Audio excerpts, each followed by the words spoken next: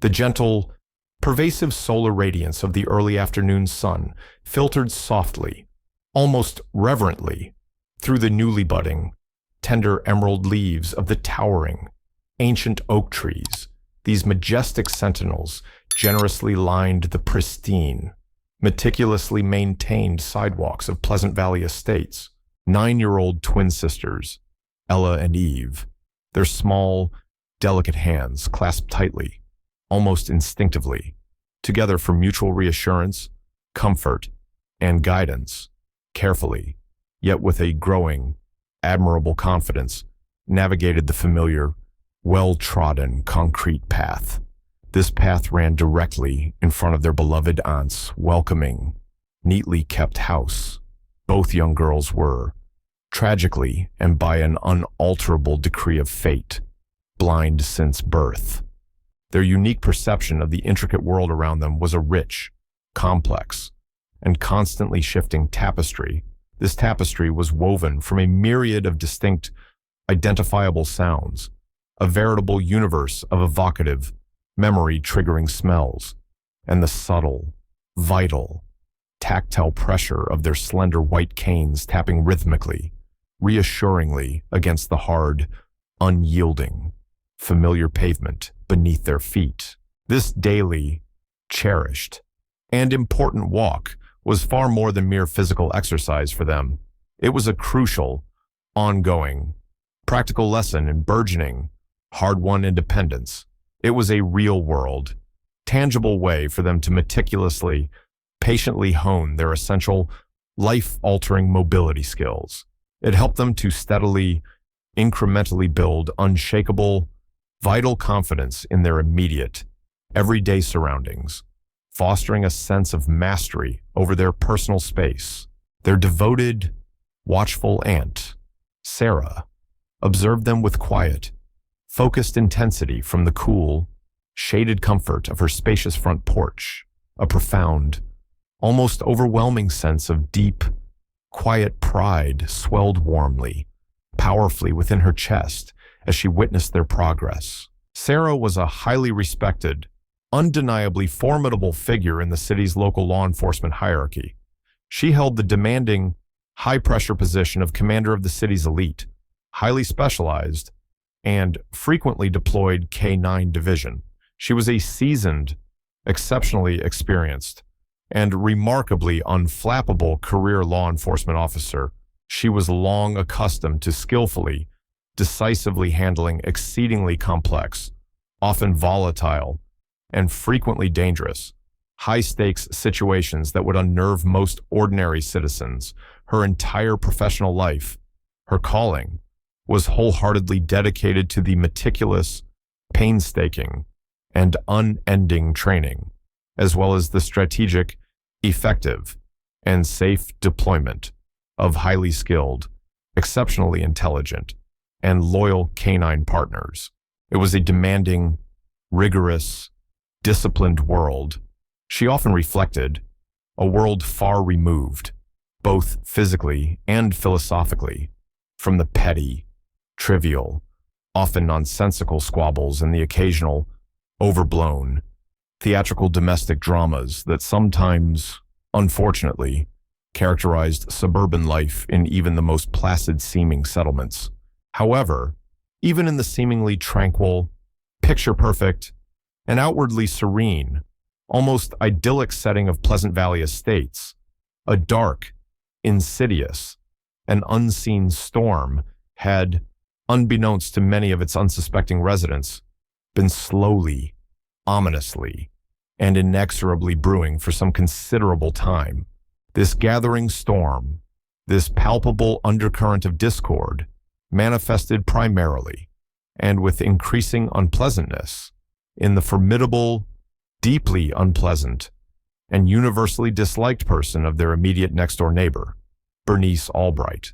Bernice Albright, a woman in her middle years with a sharp, distinctly angular, almost hawk-like, predatory face and an even sharper, more cutting, and frequently cruel tongue, was a prominent, highly vocal, and undeniably influential, if widely resented, member of the Pleasant Valley Homeowners Association, she had, through a potent combination of sheer, unyielding persistence, an overbearing, bulldozer-like personality, and an uncanny ability to exploit procedural loopholes, effectively, if not officially, appointed herself the neighborhood's chief, undisputed, an unquestionable arbiter of all its numerous, often confusing, and sometimes contradictory rules, regulations, and bylaws. She was, in her own mind at least,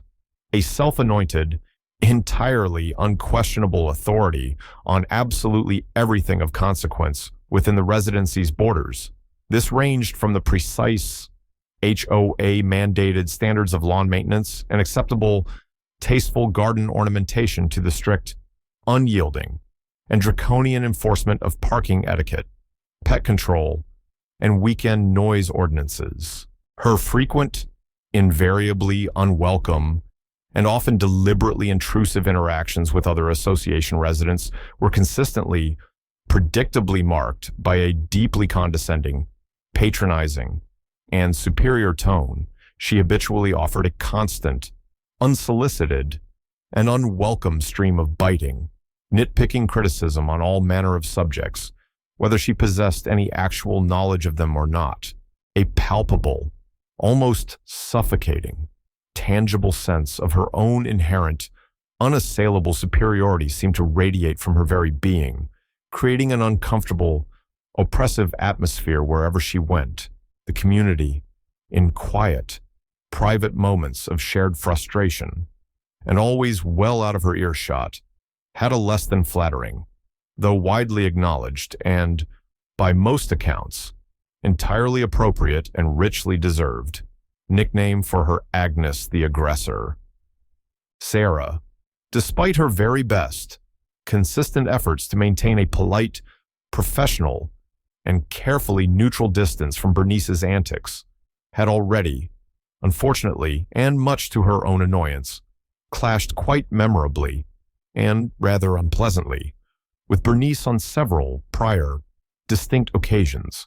These unavoidable altercations were, almost without exception, over incredibly minor, wholly insignificant, and frankly ridiculous issues that Bernice, with her characteristic, almost theatrical flair for drama, exaggeration, and personal confrontation, had somehow managed to blow completely, wildly out of all reasonable, sensible proportion.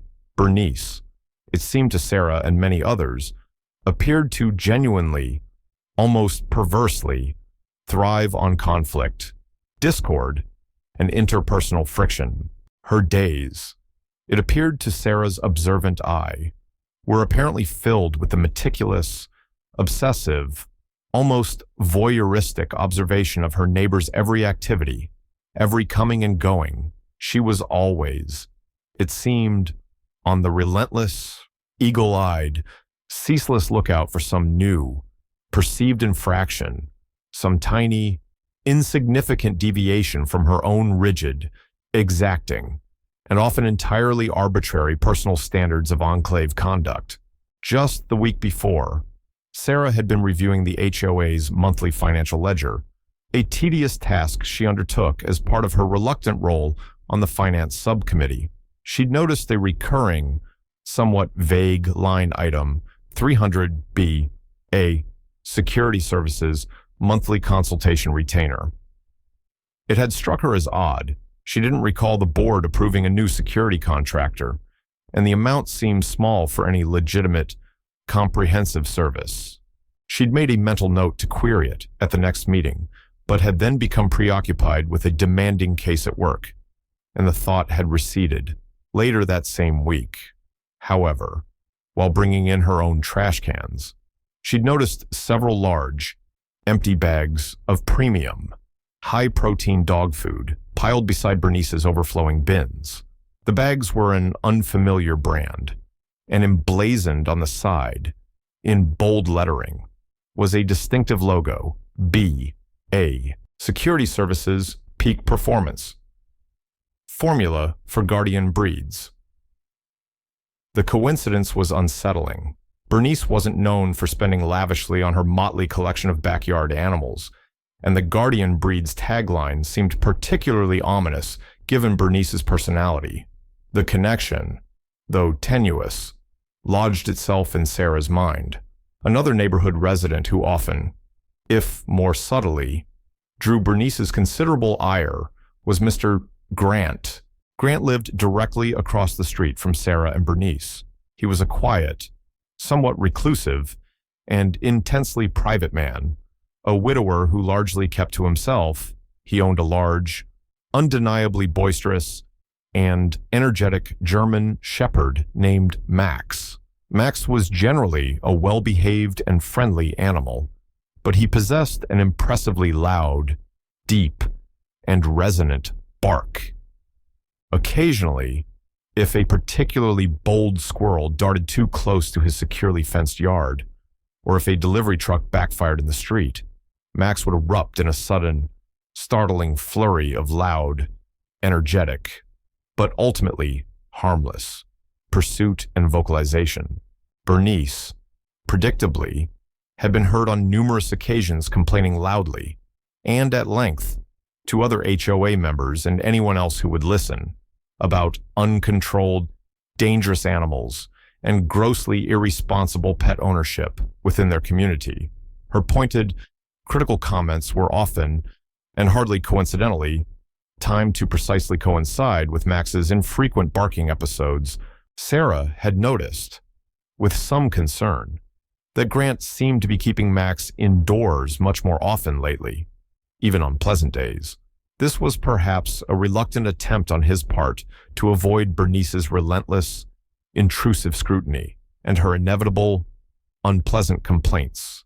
The underlying tension between Bernice and any pet owner in the association who didn't slavishly subscribe to her exacting, often unstated, and frequently unreasonable standards of pet comportment was palpable, a constant source of low-level stress for many.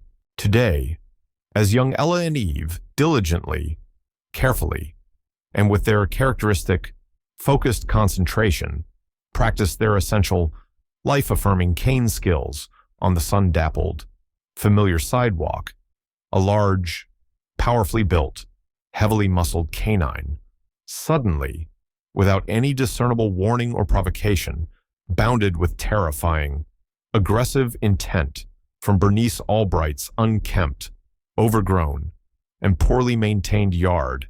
It was a huge, truly formidable, 120-pound mastiff-type dog. Its powerful, intimidating, almost prehistoric build and its deep, menacing, guttural, continuous bark sending an instantaneous, visceral jolt of pure, unadulterated, primal fear arrowing through Sarah. This occurred even with all her extensive years of professional experience handling dangerous animals.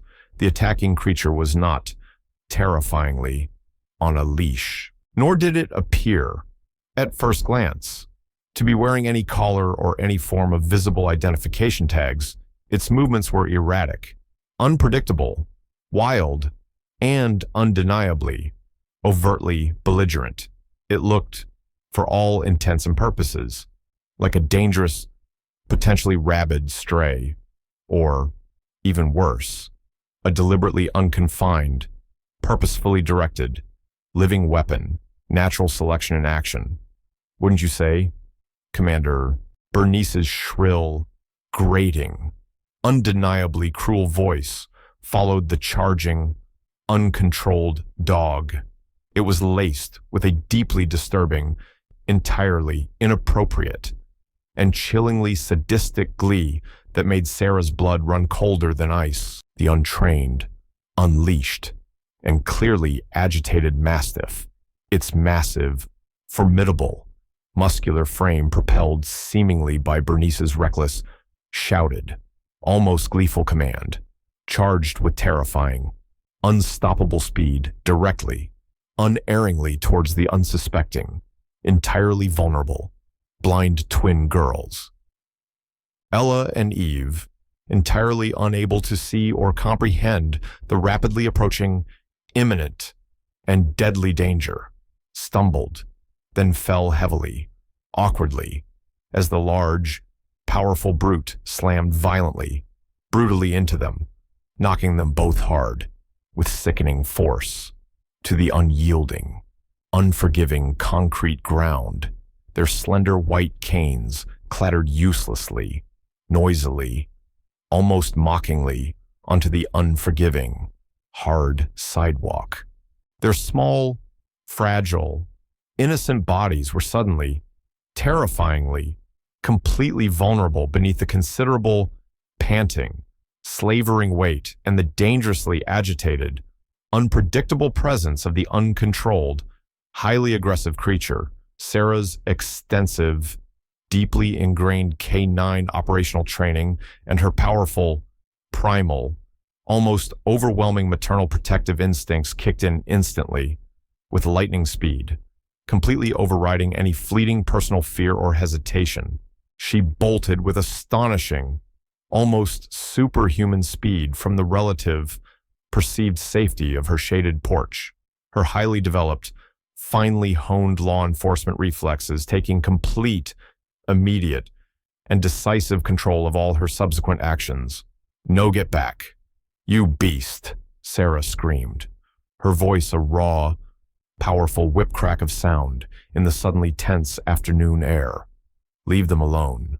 The enormous dog snarled viciously, its terrifying attention briefly, momentarily diverted from the fallen girls towards Sarah's advancing figure. "Ella Eve, are you hurt?" Sarah cried out, her voice laced with desperate concern. "Aunt Sarah." Ella sobbed, her voice thin with terror.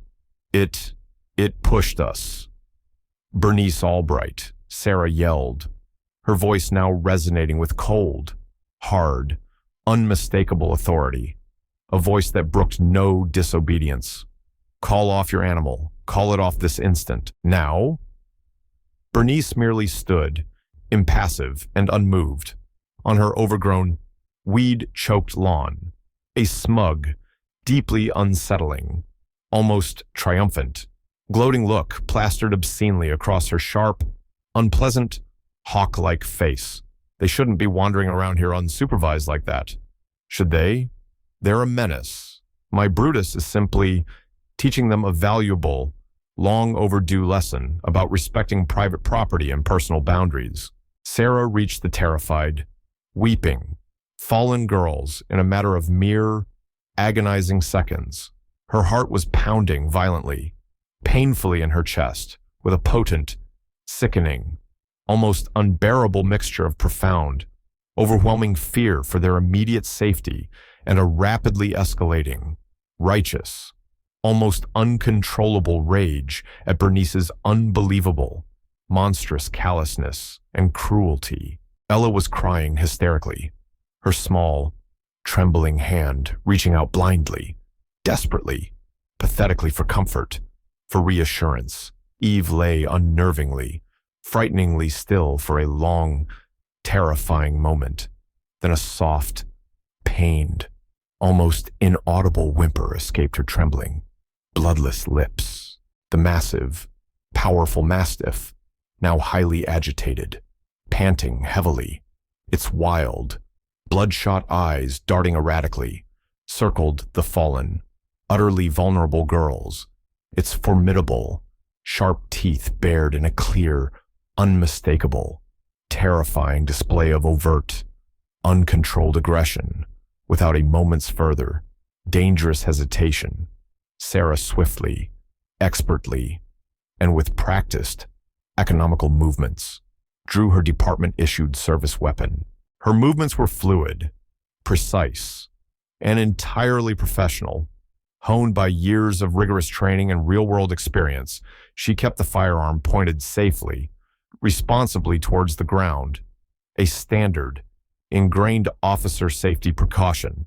But her decisive action made her absolute, unquestionable authority, and her grim, unyielding determination unmistakably, chillingly clear to the watching, smirking Bernice Albright. Sarah's voice was now dangerously low, quiet, almost a whisper, yet it carried more menace than any shout. Get your animal under your direct, immediate control this instant. If that dog makes one more remotely aggressive move towards these innocent children, I swear to God, I will not hesitate for a single second to put it down. Do you understand me clearly? The unexpected, shocking, and undeniably serious sight of the drawn, gleaming gun, coupled with Sarah's unwavering, steely, utterly determined demeanor and the absolute, unshakable conviction resonating in her voice, seemed to momentarily, belatedly, and perhaps only temporarily, shock the arrogant Bernice into a reluctant, sullen, and resentful compliance. She grudgingly, almost petulantly, and with ill-concealed anger, called her dog's name, Brutus, Brutus. Here, boy, come. Which, after a tense, fraught moment of clear, defiant hesitation and another deep, menacing, guttural growl, lumbered slowly, resentfully, and with evident reluctance, back to her side. The beast was still emitting low, menacing, warning rumbles from deep within its massive, powerful chest. Its eyes still fixed malevolently on the children. Sarah quickly, efficiently, and with practiced care, knelt beside the terrified, trembling girls. Her highly trained, observant eyes rapidly, expertly assessed their immediate physical injuries. Thankfully, they appeared, on initial, relieved inspection, to be more severely shaken, deeply frightened, and emotionally traumatized than seriously, physically hurt, though both girls had visible, painful scrapes, angry red abrasions, and rapidly forming, ugly purple bruises on their exposed arms and legs, as she gently, tenderly, and reassuringly helped them to their unsteady feet. Her eyes, now cold, hard as flint, and utterly unforgiving, locked onto Bernice Albright's defiant, unrepentant, sneering face.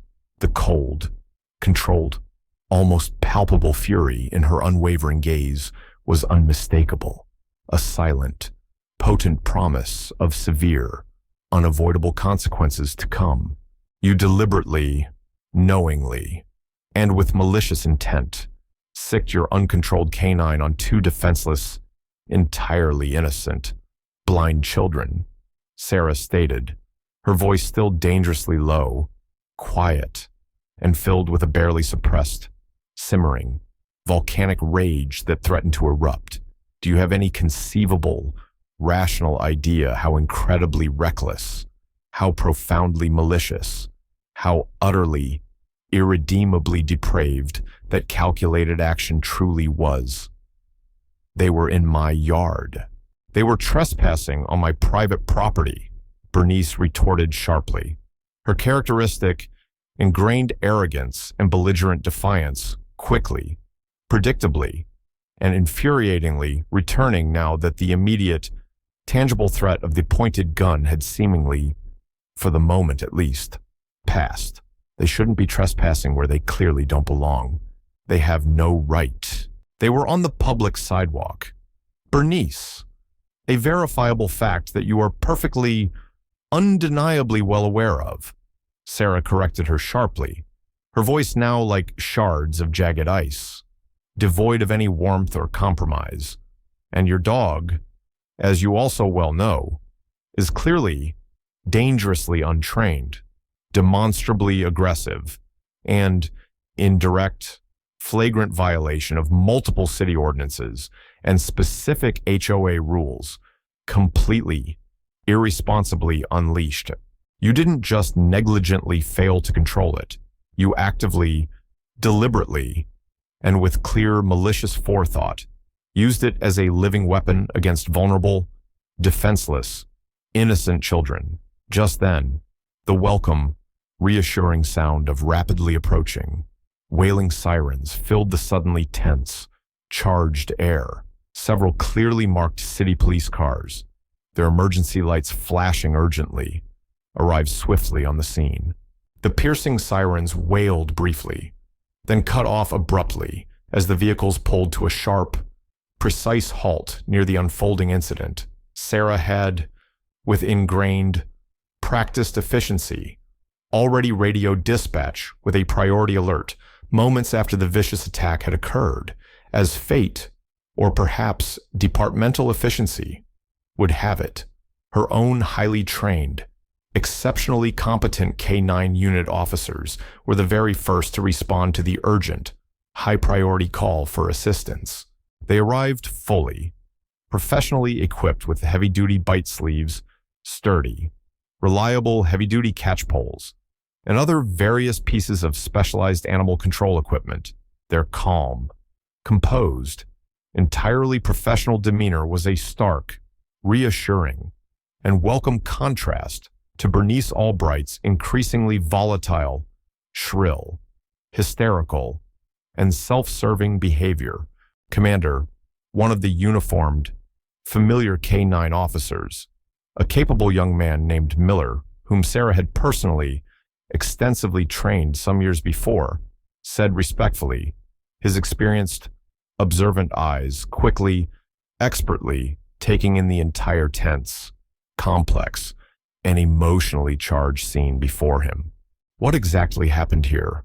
Ma'am Bernice Albright, our next-door neighbor, Sarah explained, her voice still tight, strained with carefully controlled, righteous anger, gesturing with a curt nod of her head towards the still defiant, uncooperative woman, deliberately, and with clear intent, released her untrained, highly aggressive mastiff, a dog she calls Brutus, on my two 9-year-old nieces, Ella and Eve.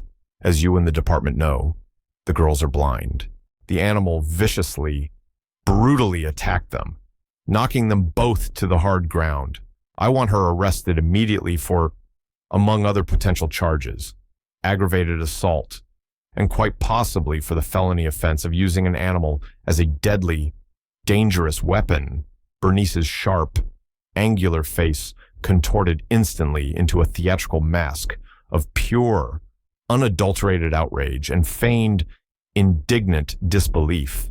This is utterly, completely ridiculous. It's preposterous, a total fabrication. They were clearly, deliberately provoking him. They were teasing him, poking at him with those long, white sticks they constantly carry around. The highly trained, experienced K-9 officers, exceptionally skilled in safely, humanely handling even the most ferocious, unpredictable animals, quickly, efficiently, and with a minimum of unnecessary fuss or further agitation to the dog, subdued the still agitated, growling mastiff, Brutus. They expertly, safely secured it with a specialized control pole and then carefully, securely confined it in one of their specially equipped, heavily reinforced K-9 transport vehicles. Another uniformed patrol officer, who had arrived swiftly with the backup units, then formally, officially placed a now loudly, vehemently, and profanely protesting Bernice Albright under arrest. Her increasingly shrill, self-serving, and contradictory protests, accusations, and denials fell on entirely deaf, unsympathetic, and unimpressed professional ears. He calmly, methodically read Bernice her Miranda rights as she continued to shout incoherently about her supposed rights, her property, and her damn misunderstood dog, Sics. The subsequent, thorough, and meticulous police investigation into the shocking, deeply disturbing incident rapidly, almost immediately, revealed a deeply disturbing, clearly established, ongoing pattern of reckless, irresponsible, and potentially seriously illegal behavior on Bernice Albright's part over a considerable period. It turned out, through a painstaking series of detailed neighbor interviews, many of whom now felt safe enough to speak freely, and a comprehensive, court-authorized search of her cluttered, neglected property, that Bernice had, for some significant time, been secretly, covertly, and entirely without any official sanction, permit or license whatsoever, breeding what appeared to be unlicensed, unregistered, and potentially dangerously unstable attack-style dogs in her overgrown, unsanitary, and wholly inadequate backyard. She had apparently, according to several sources, been vaguely, evasively claiming to some, usually under her breath and in hushed, conspiratorial tones, that these animals were being bred and trained for enhanced HOA security purposes. This was a bizarre, entirely unsanctioned, and wholly self-initiated, clandestine venture that had never, at any point, been formally discussed, debated, approved, or even remotely officially sanctioned by the actual elected homeowners association board or its general membership. Several other frightened, previously intimidated residents, now feeling a new sense of safety and empowerment with Bernice temporarily in police custody, came forward willingly, even eagerly, to provide harrowing, consistent, and credible stories. They detailed Bernice's other various aggressive dogs, her frequent, often veiled, but nonetheless menacing threats, and her generally intimidating, overbearing, bullying behavior that had cast a pall over their lives for the past several years. Mr. Grant, the owner of the German Shepherd, Max, even recounted with palpable relief how Bernice had once subtly, yet unmistakably, threatened to make a formal complaint about Max's excessive barking that would see him permanently taken away by animal control if Grant didn't keep that dangerous beast of his completely quiet and out of sight. This threat had caused him considerable anxiety. He also mentioned, almost as an afterthought, but which Detective Miller noted carefully, that he'd seen Bernice some months ago with what looked suspiciously like a professional-grade microchip implantation gun, a device commonly used by breeders and veterinarians. This detail struck him as particularly odd for someone who, in all other respects, didn't seem to care much for her animal's basic well-being or proper veterinary care. He also mentioned a new security camera installed on a utility pole near the property line between his house and Bernice's had mysteriously gone offline the day before the attack. He'd assumed it was a technical glitch, or perhaps even storm damage he hadn't noticed. He also admitted, under questioning, that he had been repairing a small section of his own fence late the night before the attack, claiming a loose board had been bothering him, and he hadn't wanted Max to potentially get out. This admission, given the timing, raised a brief flicker of suspicion in Miller's mind. A loose end to be tucked away, the formidable mastiff, Brutus, and the other various mixed breed, equally menacing dogs found confined in crude, filthy, wholly inadequate, and makeshift enclosures on Bernice's neglected property were immediately, by court order, taken into the temporary, protective care of the city's overburdened but dedicated animal control department. There, they would be properly, professionally, and thoroughly evaluated for temperament, sociability, and overall health by veterinary staff and behaviorists. If deemed suitable, safe, and rehabilitatable, they would eventually, hopefully, be rehomed with responsible, caring, and knowledgeable new owners. Bernice Albright, meanwhile, found herself facing a daunting, lengthy, and very serious list of multiple, significant felony criminal counts. These included, but were not limited to, several counts of reckless endangerment of minors, multiple counts of aggravated assault with a deadly weapon, her dog, Brutus, being legally, unequivocally considered the weapon in this specific, egregious context, and the additional charge of operating an illegal, unlicensed, and unregulated kennel in a designated residential zone, a violation of both city and HOA ordinances. During Brutus's intake at the animal shelter, a routine scan revealed the presence of an implanted RFID microchip deep under his thick fur. When the chip's unique registration number was checked against national databases, it came back, surprisingly and intriguingly, not to Bernice Albright directly, but to a previously unknown entity, B. A. Security Services. This was an unregistered, apparently fictitious, and untraceable shell company with only a P.O. box address listed. Investigators, through diligent effort, quickly traced this P.O. box back to a commercial mail drop service that Bernice had used for other, unrelated, and equally questionable, shadowy business dealings in the past. This unexpected discovery added yet another disturbing layer of calculated deceit and potential fraud to her already extensive list of nefarious activities. It strongly suggested a more calculated, perhaps even commercial, intent behind her dangerous, clandestine backyard breeding operation than simple, misguided pet ownership. The complex legal proceedings that followed were, thankfully for the still deeply traumatized young girls and their understandably anxious, protective family, relatively swift and ultimately satisfyingly decisive. Sarah's clear, compelling, entirely credible, and highly professional testimony, delivered both as a horrified eyewitness to the attack and as a respected law enforcement expert on canine behavior and training, proved to be invaluable to the prosecution's case. The consistent, corroborating eyewitness accounts of several other concerned community neighbors, many of whom had either directly witnessed the shocking attack itself or Bernice's well-established prior pattern of reckless, irresponsible behavior with her various animals, added significant, crucial weight and credibility to the prosecution's determined, well-prepared case.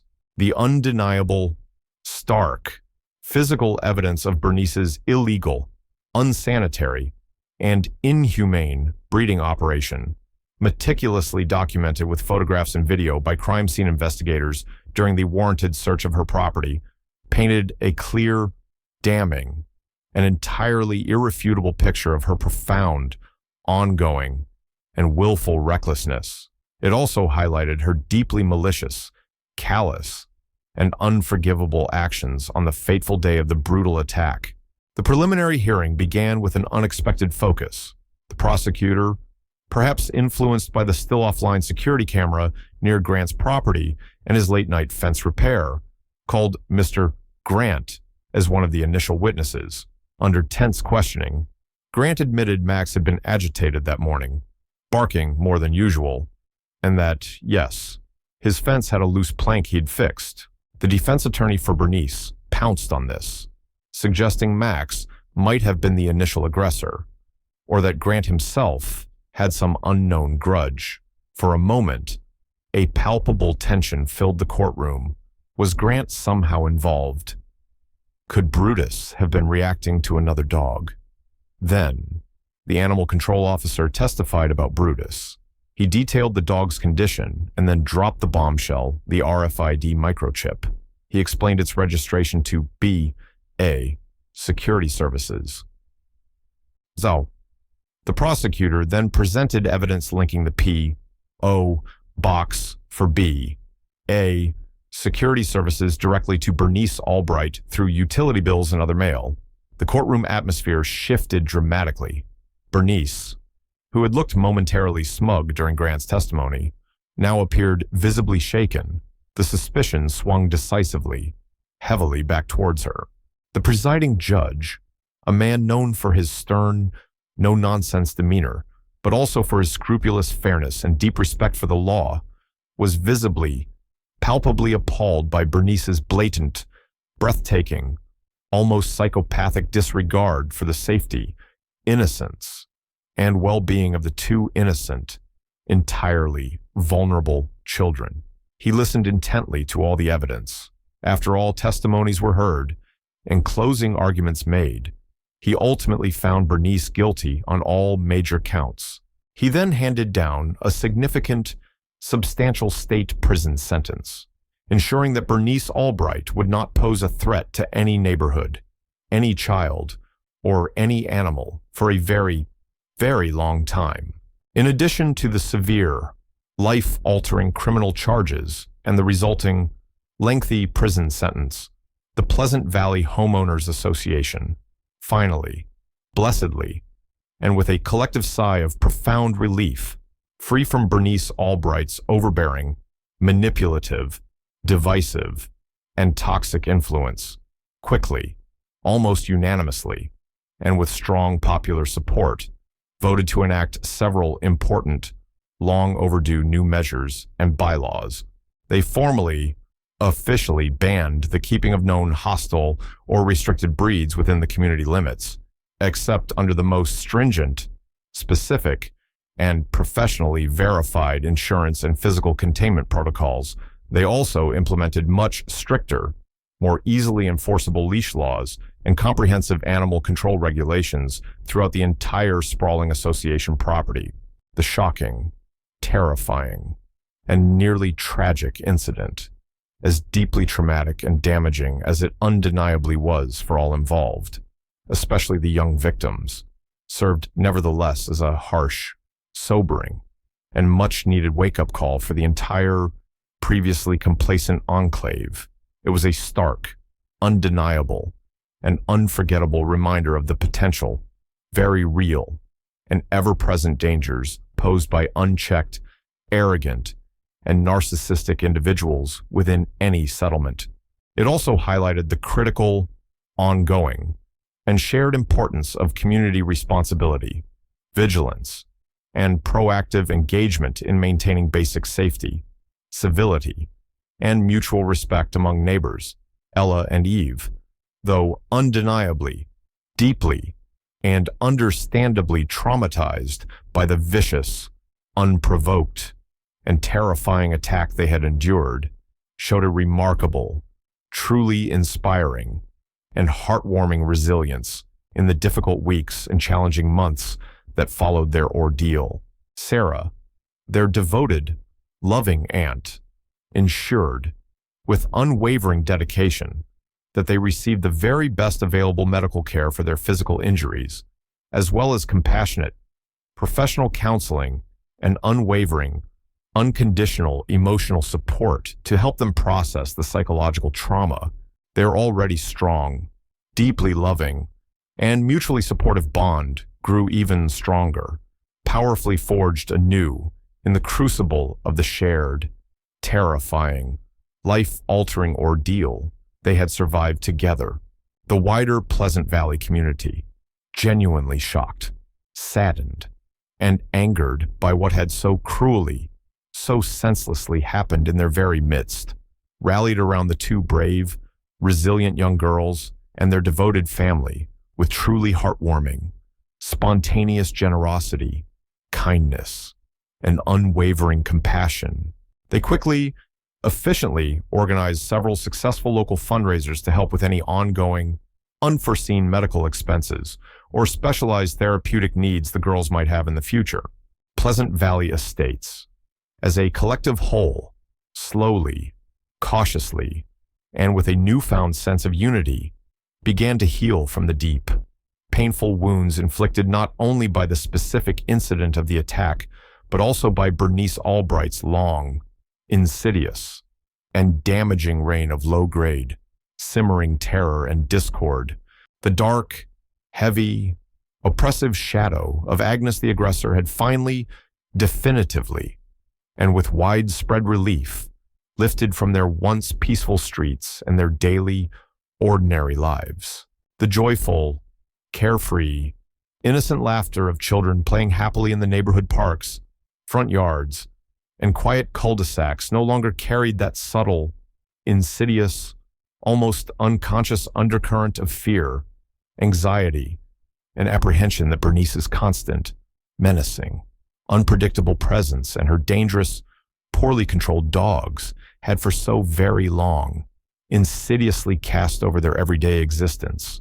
Sarah, though deeply, personally, and profoundly affected by the traumatic, deeply disturbing incident involving her beloved, vulnerable nieces, found a measure of hard-won solace and a quiet, restorative peace in the certain, comforting knowledge that justice, however imperfect and however hard-won, had ultimately, meaningfully been served, and, most importantly, that her precious, brave nieces were now, finally, demonstrably safe from that particular malicious threat.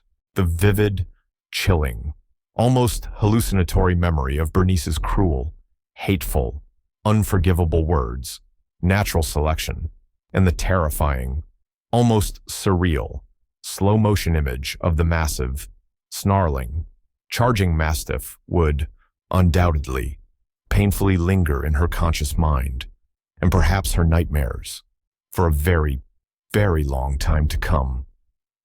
But it would also, she knew with a growing certainty, serve as a powerful, enduring, and important reminder, a reminder of the critical, never-ending importance of constant, unwavering vigilance, the incredible, often underestimated strength that can be found in genuine community solidarity, and the unwavering, unbreakable, almost miraculous resilience of strong family bonds when faced with unimaginable, unexpected adversity and profound, inexplicable human malice.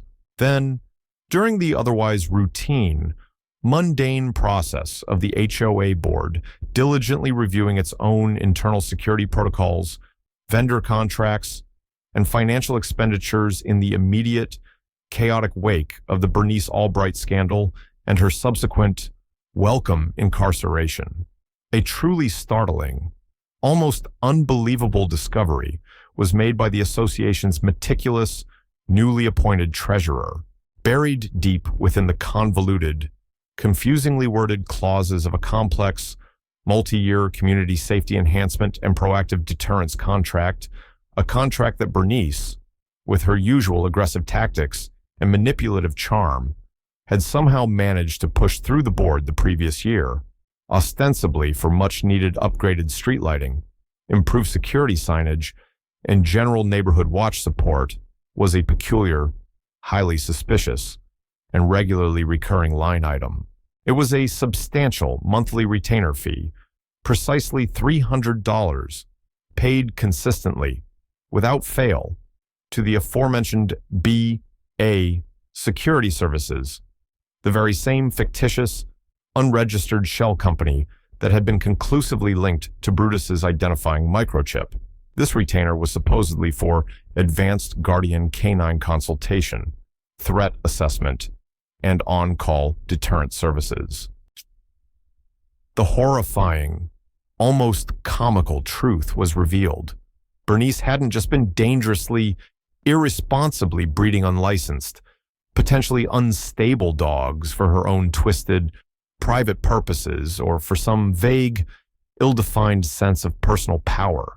She had been brazenly, systematically, and fraudulently conning the entire homeowners association, her own neighbors, into unknowingly paying her, through her cleverly disguised shell company, for entirely non-existent, wholly fabricated, elite guard dog services. She had been cynically, outrageously using her own unlicensed, untrained, and dangerously aggressive animals as the supposed highly trained assets for which the Enclave was unknowingly and exorbitantly paying.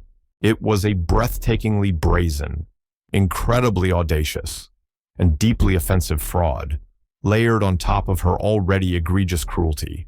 The final, shocking twist in this sorging saga revealed the true, almost limitless depth of her arrogance, her avarice, and her profound, sociopathic deceit. It extended her destructive reign of terror from the physical safety of the residency's children into the sanctity of the neighborhood's collective finances as well. The quiet, unassuming, tree-lined streets of Pleasant Valley, once tragically marred by the overt, terrifying presence of a tyrannical, dangerous neighbor and her poorly controlled, menacing pets, had also, it now devastatingly turned out, been silently, systematically fleeced by her cunning, duplicitous hand for months, if not years. The slow, arduous, but determined return to a semblance of true, lasting peace and normalcy for the community now involved not just the difficult, emotional process of healing from profound fear and trauma, but also the bitter, disillusioning task of recovering from a deep, personal, and financial betrayal from one of their own. The tangled, poisoned webs of calculated deceit, once painstakingly, courageously unraveled, often reveal far darker, more disturbing truths than any untamed beast's most wild, primal thrill.